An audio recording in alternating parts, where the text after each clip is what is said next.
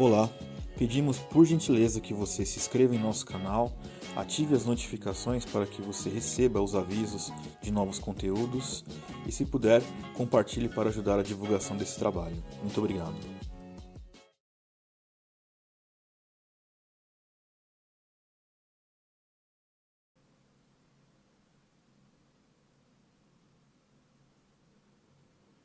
Olá, irmãos, que a graça e a paz do Senhor esteja sobre todos vocês.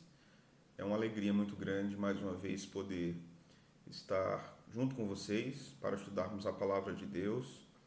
Hoje nós chegamos até a nossa nona aula do Credo Apostólico, onde iremos estudar a parte final, a última sessão maior do Credo Apostólico, que trata sobre o Espírito Santo e sua obra na igreja.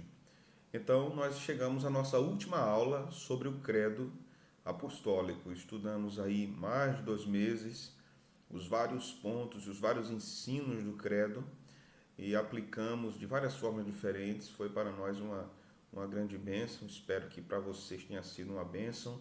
Para mim foi uma alegria e uma felicidade, um prazer muito grande compartilhar esse documento histórico junto com vocês. Podemos estudar juntos, considerar os seus ensinos como uma confissão de fé da igreja. Então, nós chegamos à nossa última aula do Credo Apostólico.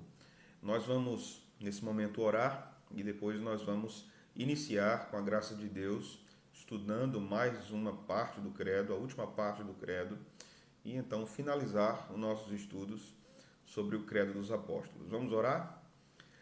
Senhor, nós te louvamos, te agradecemos, te bendizemos pela tua misericórdia, pela tua graça, pelo teu amor.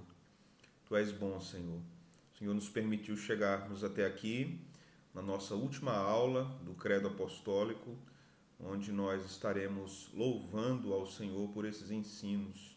Estaremos aprendendo, e à medida que aprendermos, Senhor, que nossa alma, nosso espírito esteja em louvor a Ti, em adoração a Ti.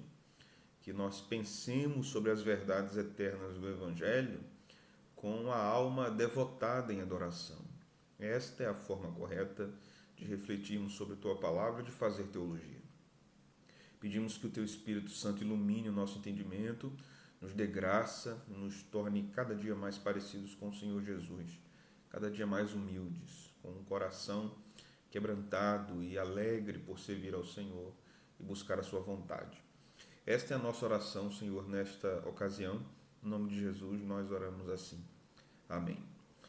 Meus irmãos, nós iremos estudar, como disse, a última parte do credo. Se vocês têm aí o credo perto de vocês, né?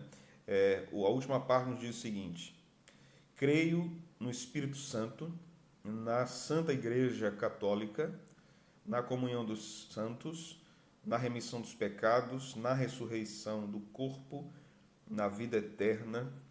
Amém. Assim termina o credo. Veja que esta parte do credo trata sobre o Espírito Santo e sua obra na igreja para salvá-la. Então mostra o ministério missionário do Espírito Santo relacionado à salvação. Fala-nos da obra do Espírito Santo para santificá-la através da comunhão dos santos, e nós vamos ver como o Espírito Santo trabalha promovendo a comunhão da igreja. Nos lembra mais uma vez do perdão dos pecados. Então nos lembra quando nos fala de cremos na remissão dos pecados, ou creio na remissão dos pecados. Nos fala que nós, como comunidade transformada, somos uma comunidade perdoada. É esta verdade que sustenta a comunhão da igreja. Que nós fomos salvos, fomos perdoados, nós fomos remidos dos nossos pecados. E então nos fala da ressurreição do corpo e da vida eterna. Então esta última parte tem muita ligação, muito nexo com as partes anteriores do credo. A primeira parte que trata sobre a criação, a segunda parte que trata sobre o nascimento virginal miraculoso de Jesus e a redenção, e a última parte nos fala da santificação, da consolação do Espírito, da obra do Espírito na igreja. Então, algumas coisas precisam ser consideradas aqui. Primeiro que quando o credo começa, nós temos uma referência imediata a Deus o Pai, né? Creio em Deus, Pai Todo-Poderoso, Criador dos céus e da terra. Depois nós vamos ter creio em Jesus Cristo, seu único Filho, nosso Senhor. Depois, nessa última parte, creio no Espírito Santo. Então, lembrando das aulas anteriores, o credo está construído, fundamentado na doutrina da Trindade, que essas três pessoas são um único e verdadeiro Deus. Não são uma pessoa só, são três pessoas que são o único Deus verdadeiro. Este é o mistério da Trindade, ok? Então, esta parte do credo nos fala que cremos no Espírito Santo. Esta declaração é muito importante, porque quando dizemos que cremos no Espírito Santo, no credo, nós estamos dizendo que cremos que o Espírito Santo é Deus, que o Espírito Santo é Senhor. Veja, abra sua Bíblia no livro de Atos dos Apóstolos, capítulo de número 5 do livro de Atos dos Apóstolos. Capítulo 5, versículo 4 e versículo 5. O texto nos diz: conservando-o porventura não seria teu, e vendido não estaria em teu poder? Como, pois, assentaste no coração este desígnio? Não mentiste aos homens, mas a Deus.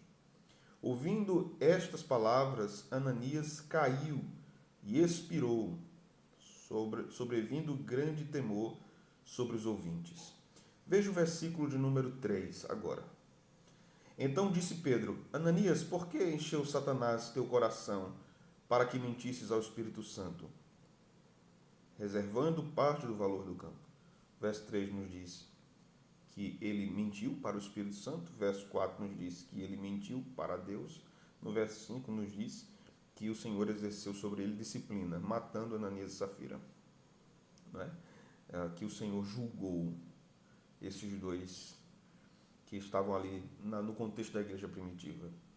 Então, estes versículos nos mostram que o Espírito Santo é divino, que o Espírito Santo é Deus.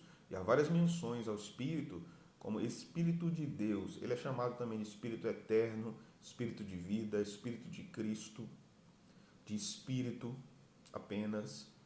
Então, o Espírito Santo é uma pessoa e ele é Deus. Então, há algumas características da pessoalidade do Espírito Santo. Veja, capítulo de número 4 da Epístola de Paulo aos Efésios. Capítulo 4 de Efésios. Nós vamos ler um texto aqui tão conhecido, né, que fala sobre a pessoalidade do Espírito Santo, mas que é importante para nós considerarmos mais uma vez. Versículo de número 30. Capítulo 4 de Efésios, versículo 30. O texto nos diz: não entristeçais o Espírito de Deus, no qual fostes selados para o dia da redenção. O Espírito de Deus aqui é o Espírito Santo. Nos está dizendo o texto que o Espírito Santo tem sentimentos. Ele pode se entristecer com o cristão. É o que Paulo está dizendo à igreja. Não entristeçam o Espírito Santo. Então, o sentimento, a tristeza, faz parte da personalidade de alguém. O Espírito Santo não é uma força, não é uma energia, não é um poder. O Espírito Santo é uma pessoa que possui as mesmas qualidades, os mesmos atributos que o Pai e que o Filho. Mas o seu trabalho dentro da divindade, dentro da Trindade, difere do Pai e do Filho. Mas o Espírito Santo é uma pessoa. Vamos considerar um outro texto sagrado que está lá em Atos dos Apóstolos. Vamos abrir aí no livro de Atos dos Apóstolos.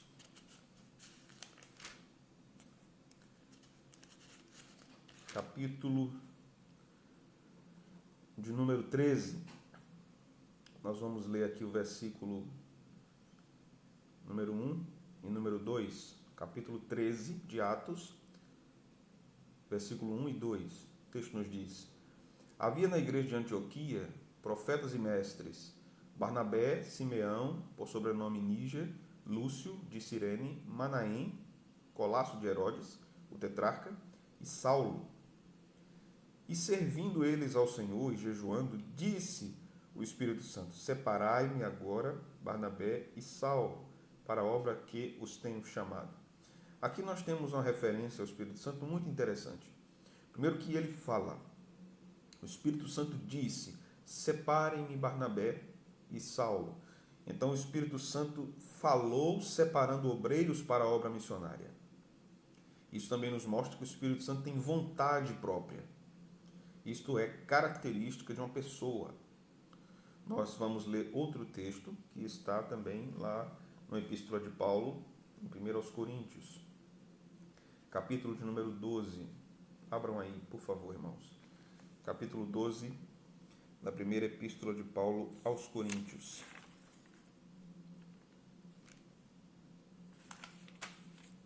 Nós vamos ler aqui uma passagem para reforçar aquilo que nós estamos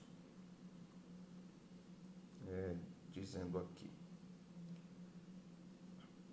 Versículo 11.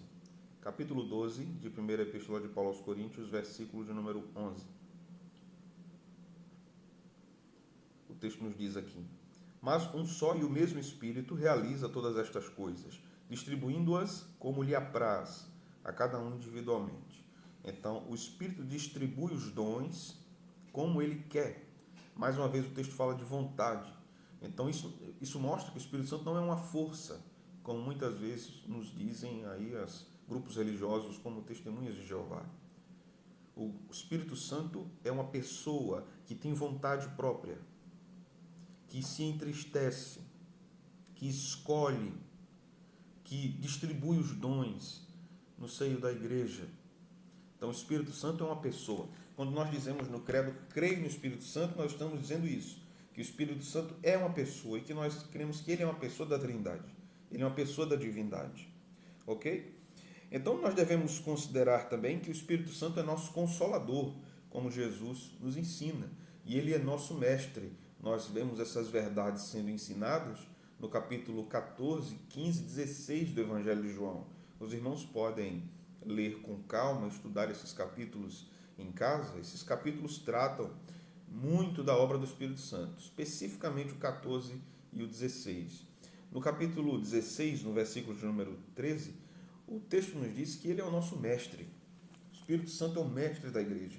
Ele ensina a igreja. Veja o capítulo 16 de João e o versículo de número 13.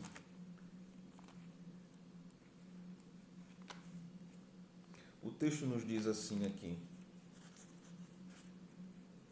e quando vier, porém, o Espírito da verdade, ele vos guiará em toda a verdade, porque não falará de si mesmo, mas dirá tudo que ele tiver ouvido e vos anunciará as coisas que hão de vir. Veja como é interessante. Esse capítulo é muito rico quando se fala do Espírito Santo, da doutrina do Espírito Santo. O versículo 7 nos diz: mas eu vos digo a verdade, convém-vos que eu vá, porque se eu não for, o Consolador não virá a vós outros. Se porém eu for, vô-lo enviarei. Então o Espírito Santo aqui é chamado de Consolador, aquele que está ao lado, aquele que é mestre, versículo 16, o nosso guia, que nos guia na verdade de Deus. Então veja que são características de pessoa, não característica de uma energia, de uma força, de um poder, característica de uma pessoa. O texto nos diz no versículo 8 ainda desse capítulo, de número 16, que o Espírito convencerá o mundo do pecado, da justiça e do juízo. Do pecado porque não crê em mim, verso 9, verso 10 agora. Da justiça porque eu vou para o Pai e não mais me vereis. Do juízo porque o príncipe deste mundo está julgado. Então, também é obra do Espírito convencer os homens do pecado, da justiça e do juízo.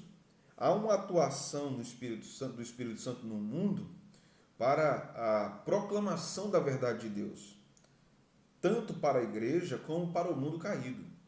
O Espírito Santo atua no mundo promovendo a verdade, promovendo a mensagem de Deus, do reino de Deus, promovendo Jesus. O Espírito Santo aponta para a verdade que há em Jesus. Veja no capítulo 14 agora, no versículo de número 16, o texto nos diz aqui: e eu rogarei ao Pai, e ele vos dará outro consolador, a fim de que esteja para sempre convosco. A palavra outro aqui é importante, porque é outro igual a Jesus.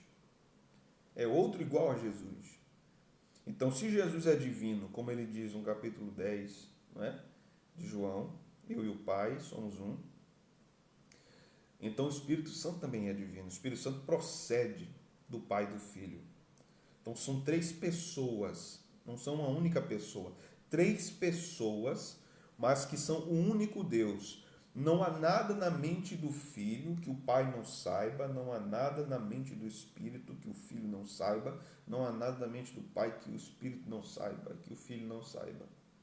O que nós temos por um período de tempo foi uma limitação por parte da natureza humana de Cristo, por causa da natureza humana, não por causa da natureza divina. Daí Jesus disse que não sabia a hora que voltaria. Isso se relaciona à sua natureza humana, não à sua natureza divina. Como Deus, ele sempre soube. As pessoas da Trindade conhecem a mente umas das outras, porque eles são unidos. Eles são um único Deus verdadeiro. Então, dito isso, nós também precisamos refletir na próxima sentença do credo, que é obra do Espírito Santo. O texto vai nos dizer ali algo importante. Mas antes disso, abra sua Bíblia no livro de Tito, uma epístola que Paulo escreveu a Tito, capítulo de número 3. Vamos ler um texto aqui que fala da obra do Espírito Santo e que tem relação com o que nós vamos dizer agora na próxima parte do credo. O texto vai nos dizer, versículo 4 e versículo 5 do capítulo 3 de Tito, o texto vai nos dizer aqui: quando, porém, se manifestou a benignidade de Deus, nosso Salvador, e o seu amor para com todos, não por obras de justiça praticadas por nós, mas segundo a sua misericórdia, ele nos salvou mediante o lavar regenerador e renovador do Espírito Santo, que ele derramou sobre nós ricamente por meio de Jesus Cristo, nosso Salvador. Então perceba aqui a obra do Espírito Santo regenerando e renovando a igreja. Então, Deus manifesta a sua benignidade através do Salvador, Jesus Cristo, manifesta o seu amor, o Espírito Santo aplica isso ao coração do pecador, por isso ele convence o homem do pecado, da justiça e do juízo. A atuação do Espírito Santo para a conversão é fundamental. Na pregação, a pregação é um instrumento determinado por Deus para a proclamação do Evangelho, que serve para condenar e para salvar. Através da pregação, o homem pode ser salvo por Deus. E através da pregação, a sua condenação ser mais intensificada. A pregação tem cheiro de vida para a vida, cheiro de morte para a morte. A pregação não é realizada apenas para salvar. A pregação é também para condenar, para apontar a verdade de Deus que condena o pecado do mundo. Então, o Espírito Santo convence o homem do pecado, da justiça e do juízo também através da obra de pregação, ou majoritariamente pelo trabalho de pregação, pela obra de pregação. Sendo que, no trabalho da pregação, nós temos dois ministrantes. Nós temos o homem, o pregador, que proclama a palavra de Deus, e a autoridade está na palavra de Deus, não no próprio homem. O homem sem a palavra não é nada, a autoridade está na palavra de Deus. Então, este é o ministrante externo. Ele proclama aos ouvidos do seu auditório, da sua congregação, as verdades de Deus. Mas este ministrante externo, que é o pregador, ele é imperfeito, ele é limitado. Mas existe um outro ministrante, um outro pregador, um outro proclamador na hora da pregação, que é o Espírito Santo. Que ele comunica ao coração dos pecadores a verdade do Evangelho, transformando-os, convencendo-os, convertendo-os. Isso acontece na pregação não apenas relacionado ao ímpio, aquele que não adora a Deus, aquele que não serve a Deus, mas acontece também em relação ao crente. Ele convence o crente do seu pecado, santificando o crente. Ele convence o crente dos seus erros e o traz para os caminhos corretos do Evangelho, para a boa, agradável e perfeita vontade de Deus. O Espírito Santo atua como mestre da igreja nesse sentido, nos orientando no ensino correto, nos santificando. Então, por isso nós somos santificados pela palavra e pelo Espírito Santo. Então, aqui nós aprendemos que é obra do Espírito Santo reunir os eleitos de Deus. É obra do Espírito Santo ajuntar aqueles que o Senhor quis salvar. A igreja amada desde a eternidade. Por isso, nesta parte do credo diz: creio na igreja católica. Católica significa universal, espalhada pelo mundo todo. Então, creio na igreja católica, na verdade, no credo, significa creio na obra do Espírito Santo para reunir os eleitos, para chamar aqueles que o Senhor salvou, do Cordeiro de Deus que foi morto antes da fundação do mundo, aqueles que o Senhor determinou salvar antes da fundação do mundo, conforme Paulo diz em Efésios 1, versículo 4. Então, dizer creio na Igreja Católica é dizer creio nesta obra do Espírito Santo que reúne os eleitos, convencendo-os do seu pecado e regenerando-os e renovando-os. Então, esta parte do credo é de grande importância. Nós não precisamos ter medo desta parte, achando que se nós estivermos dizendo isso, nós estamos nos comprometendo com Roma, nos comprometendo com o Papa, nos comprometendo com as verdades de Roma. Não, nós somos a Igreja de Cristo espalhada pelo mundo todo. É verdade que nós temos denominações, mas essas denominações são a igreja visível. Visível. É possível nós discordarmos em alguns pontos. Discordarmos como o batismo pode ser realizado, se por aspersão ou se por imersão. É possível nós discordarmos a respeito do governo da igreja, se o governo é congregacional, se o governo é episcopal, se o governo é presbiteriano. É possível nós discordarmos disso e continuarmos sendo fiéis às Escrituras. Mas, quando nós falamos da igreja invisível, é toda a reunião dos eleitos que está em todas as denominações genuinamente cristãs, genuinamente bíblicas, que o Senhor salvou ali. Então, esta é a igreja invisível que está espalhada pelo mundo todo, não apenas congregacionais, presbiterianos, batistas, episcopais, não apenas pentecostais, todos os que foram salvos pelo Cordeiro, todos os que foram alcançados pela mensagem do Evangelho, que o Espírito Santo ministrou aos seus corações usando a igreja. Então veja, creio no Espírito Santo, creio na Santa Igreja Católica, é dizer que creio que o Espírito Santo é Deus e que ele aplica a obra de salvação aos eleitos que Deus determinou salvar antes da fundação do mundo, que são a Igreja Católica, a Igreja Cristã, espalhada pelo mundo inteiro. Então dizer que creio na Igreja Católica é dizer que crê na obra do Espírito Santo para convencer e salvar pecadores. Então, observe uma coisa no credo, né? Antes de nós continuarmos aqui para a parte da comunhão. Observe que quando nós lemos as três partes do credo, ok? Nós temos na primeira parte, creio em Deus, Pai Todo-Poderoso. Então, há uma referência ao atributo da onipotência. Creio em Deus, Pai Todo-Poderoso, Criador dos céus e da terra. Então, há uma referência ao atributo da onipotência aplicado à criação. Aplicado à criação do universo, do cosmos, da ordem das coisas. Mas este atributo da onipotência também está ligado à encarnação do Verbo, à vinda de Jesus, o nascimento de Jesus. Está ligado, esse atributo da onipotência e da soberania, está ligado à obra de salvação também, na segunda parte do credo. Certo? Mas na segunda parte do credo nós vamos ler também que ele foi concebido por obra do Espírito Santo, nasceu da Virgem Maria. Então não há apenas uma participação do Pai na obra de salvação, há uma participação do Espírito na obra de salvação. Certo?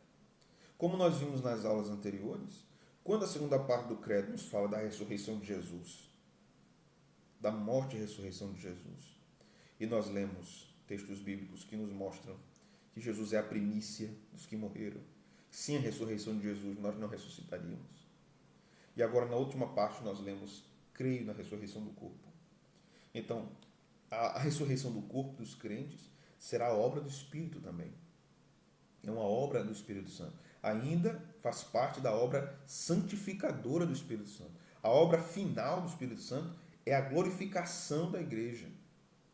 Então, quando a igreja for glorificada, isso também faz parte da santificação. É o estágio último, final e absoluto da santificação. É uma obra do Espírito. Mas se lembre que esta obra da ressurreição do corpo só é possível por causa da obra de Jesus, que ressuscitou dos mortos. E quem ressuscitou Jesus dos mortos? O Espírito Santo. Então, há uma participação das pessoas da Trindade nas várias obras. Veja que quando o texto de Gênesis nos fala da criação, o Espírito pairava sobre a face das águas. Então, o credo não mostra o Pai criando, mas o Espírito também estava criando. João capítulo 1, verso 1 em diante, também nos diz que o Filho, o Verbo, estava criando. Então, quando a segunda parte do credo nos fala da salvação, o Pai também atua na salvação, o Espírito também atua na salvação. Então, se no começo o atributo da onipotência e soberania é invocado no credo, creio em Deus Pai Todo-Poderoso, ele também se estende à obra de salvação, que Deus é soberano para salvar quem ele quiser salvar, que são estes eleitos, esta igreja católica, mencionada na terceira parte. E ele também é todo-poderoso e soberano para terminar a sua obra de salvação, consumando isso. Creio na ressurreição do corpo, na vida eterna. Amém. Então, o credo é regado pela soberania de Deus e a sua onipotência, todo o seu poder. E essa soberania e onipotência pertence às três pessoas da Trindade: o Pai, o Filho e o Espírito Santo. Existe uma economia na Trindade. Cada pessoa tem uma função na obra da salvação. Mas os três participam das funções dos outros também. Não é? Porque eles são um. Eles estão em união. Isto é importante nós sabermos. É algo grandioso que a Escritura nos mostra. Então, a próxima parte do credo, visto que nós já consideramos aqui a questão de crer no Espírito Santo, crer na sua divindade, crer na sua obra de salvação, reunindo os eleitos, é o que nós chamamos em teologia, em missiologia, de missio Dei, a missão de Deus. O Espírito Santo empreende essa missão, capacitando a igreja para levar a mensagem do Evangelho, usando a igreja. Por exemplo, quando nós falamos da morte de Estevão, o diácono Estevão, o texto nos diz que ele viu os céus abertos e Jesus à destra de Deus. Alguns perguntam, e onde estava o Espírito Santo na visão de Estevão, se ele vê Jesus à destra da majestade? Então ele tem diante de si uma revelação do Pai e do Filho. Onde está o Espírito? A resposta, irmãos, para isso é: o Espírito estava em Estevão. O Espírito habitava em Estevão. Então, a presença das três pessoas naquele episódio em Atos dos Apóstolos, que nos mostra a morte de Estevão, o martírio de Estevão. Então, o Espírito Santo está agindo na igreja, levando a mensagem para a reunião dos eleitos. Mas não apenas isso. Não apenas o Espírito atua para trazer os santos, para convertê-los, para santificá-los também. Mas não apenas no sentido de estarem distantes do pecado como eremitas, como monges isolados do mundo. É vontade de Deus que os santos vivam em comunhão, em comunidade. Tenham tudo em comum, na sua fé, na sua conduta, na sua vida. Então, por isso que o credo vai dizer nesta parte: creio na comunhão dos santos. O que é esta comunhão? É o partilhar da fé. Primeiro, nós vamos considerar aqui algumas coisas. Quando nós falamos da comunhão, nós falamos que os crentes são participantes dos dons e dos tesouros espirituais dados pelo Espírito Santo à igreja. Vamos ler novamente 1 Coríntios, capítulo 12. Vamos ler agora alguns versículos. Versículo 4, versículo 7 e novamente o versículo 11. 1 Coríntios 12 nos fala dos dons espirituais, não é? Dos dons extraordinários. E estes textos aqui nos fornecem muita luz para o que nós estamos discutindo, estudando nesta ocasião. No versículo 4 nós lemos: Ora, os dons são diversos, mas o Espírito é o mesmo. Os dons são diversos, mas o Espírito é o mesmo. Versículo 7. A manifestação do Espírito é concedida a cada um visando um fim proveitoso. Então veja que o Espírito é que dá dons à igreja, de acordo com o verso 5. Ele dá dons diversos à igreja, de acordo com o verso 7, com a finalidade proveitosa. Os dons são dados pelo Espírito à igreja, não apenas esses dons na igreja primitiva, mas vários outros dons. Aqui é apenas uma lista de dons. Há outras listas de dons no Novo Testamento. E há outras listas de dons, ou melhor, há outras descrições de dons do Espírito no Antigo Testamento. Então, esses dons são dados para a edificação da igreja, para a promoção da comunhão. Então, o Espírito dá dons aos membros do corpo para que eles sejam instrumentos utilizados pelo Espírito para edificarem-se uns aos outros. Por isso que os crentes não devem esconder seus dons, soterrar seus dons. Eles devem usar os dons que o Espírito dá a eles na igreja. Veja, o Novo Testamento nos fala do dom do ensino, o Novo Testamento nos fala do dom de misericórdia, o Novo Testamento nos fala do dom de encorajamento, o Novo Testamento nos fala do dom de governo, de administração, o Novo Testamento nos fala do dom do serviço, o Novo Testamento nos fala no dom de contribuir. Contribuir, isso é um dom. Claro que todas as pessoas contribuem, mas existem pessoas que o Senhor deu este dom espiritual de contribuir, e contribuir também financeiramente. Então o Espírito Santo distribui esses dons para a promoção e edificação da igreja, para a promoção da comunhão e a edificação mútua dos membros. Por isso a igreja é importante para o fortalecimento espiritual dos seus membros.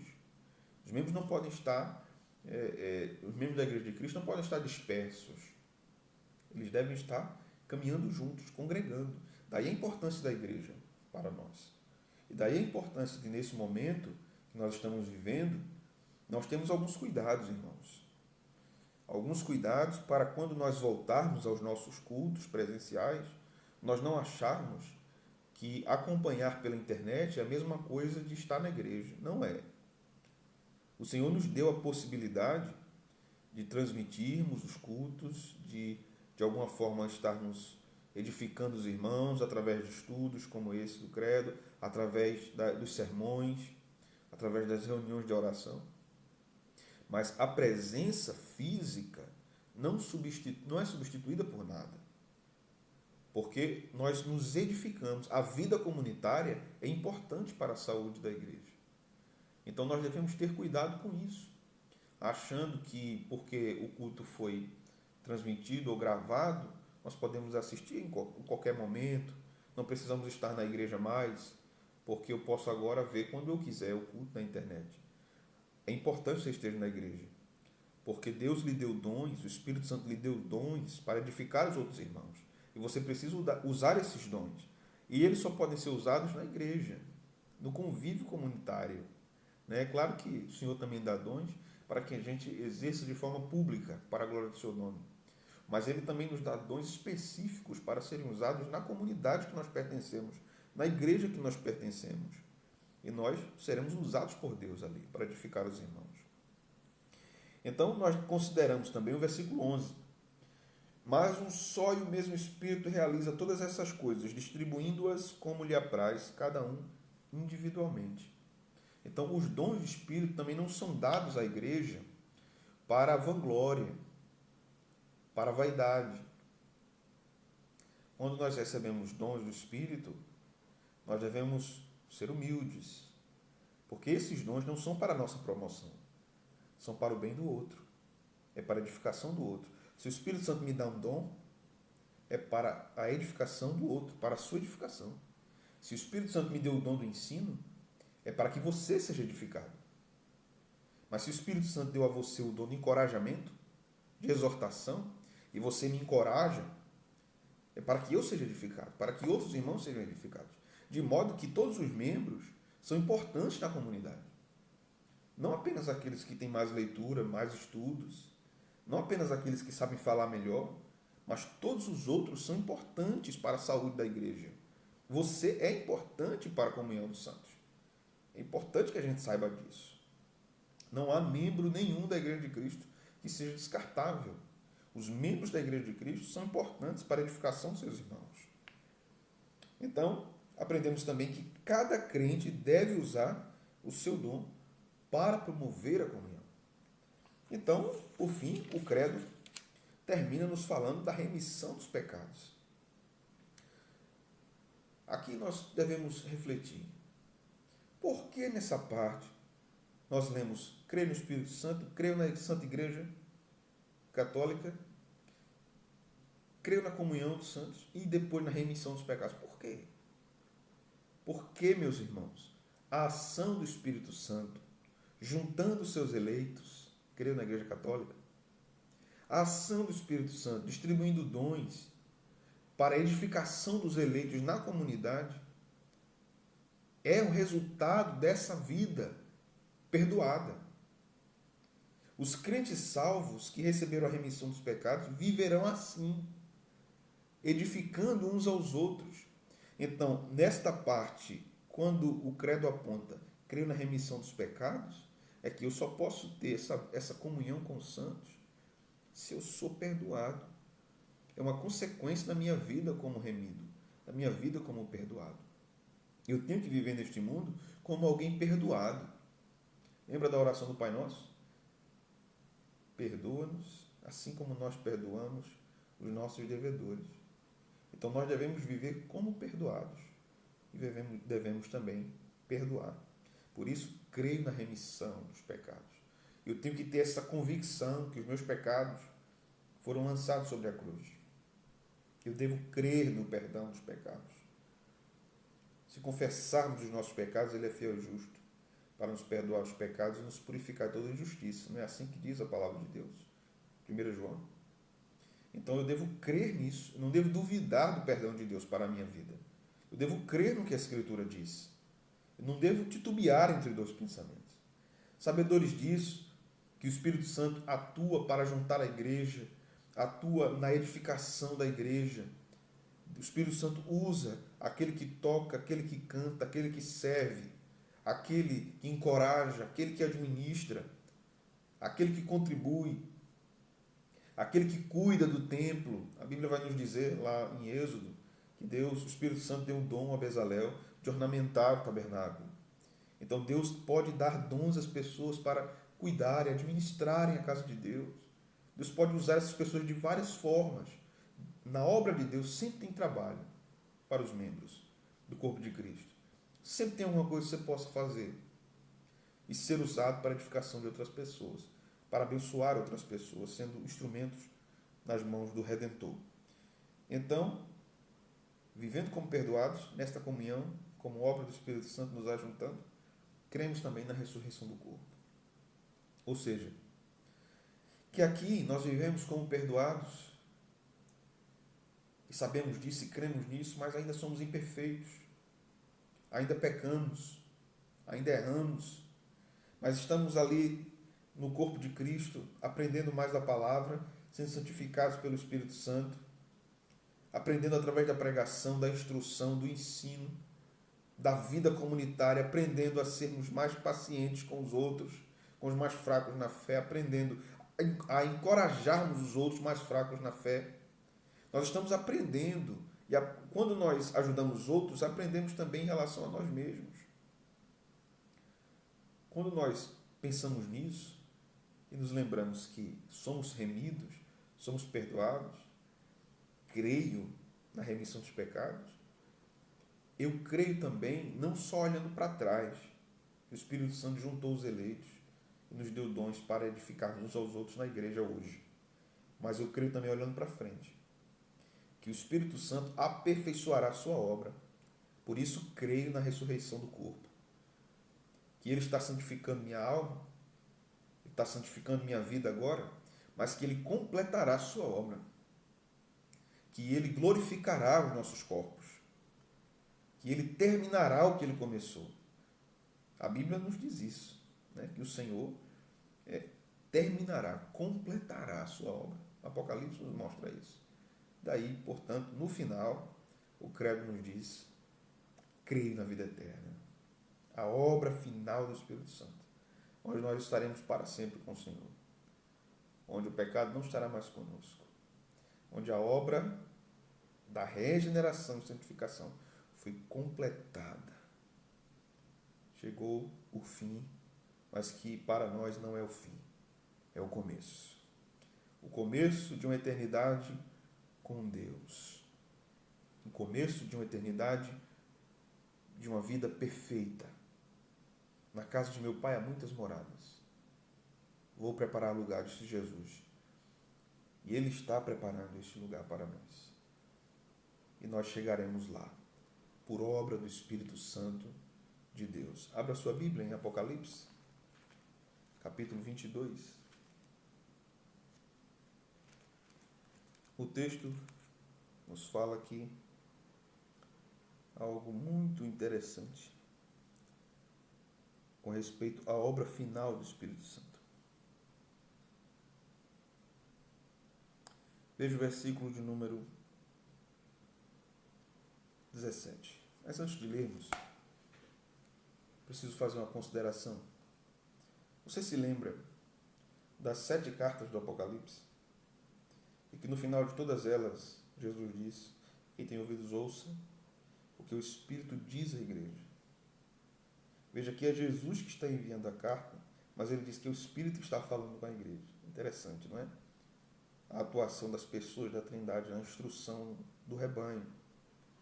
Aquelas cartas estão no início do Apocalipse, capítulo 2 e 3, nos mostrando a revelação de Deus, como Deus instrui aquelas igrejas diante dos seus contextos variados.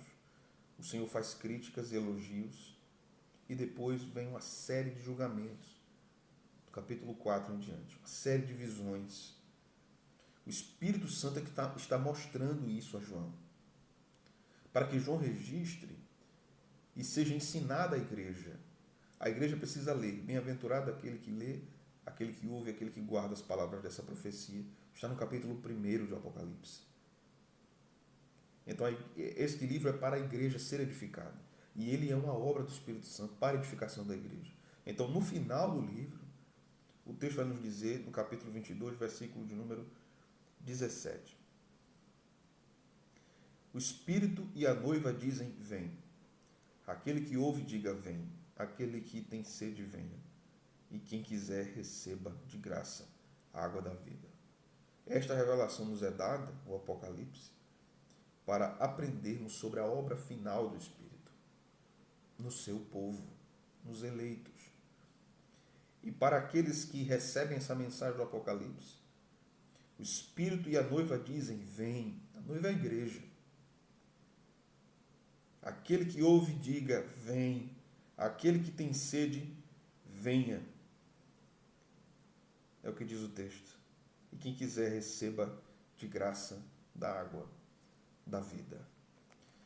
O bendito Espírito de Deus consumará a obra que começou em nós. Aperfeiçoará a imagem de Cristo em nós. Nós lutamos contra o pecado, nós pecamos, nós pedimos perdão ao Senhor. Isso prova, esse arrependimento genuíno, quando nós pecamos, prova que o Espírito está agindo em nós. Isso é obra do Espírito, que promove em nós o arrependimento.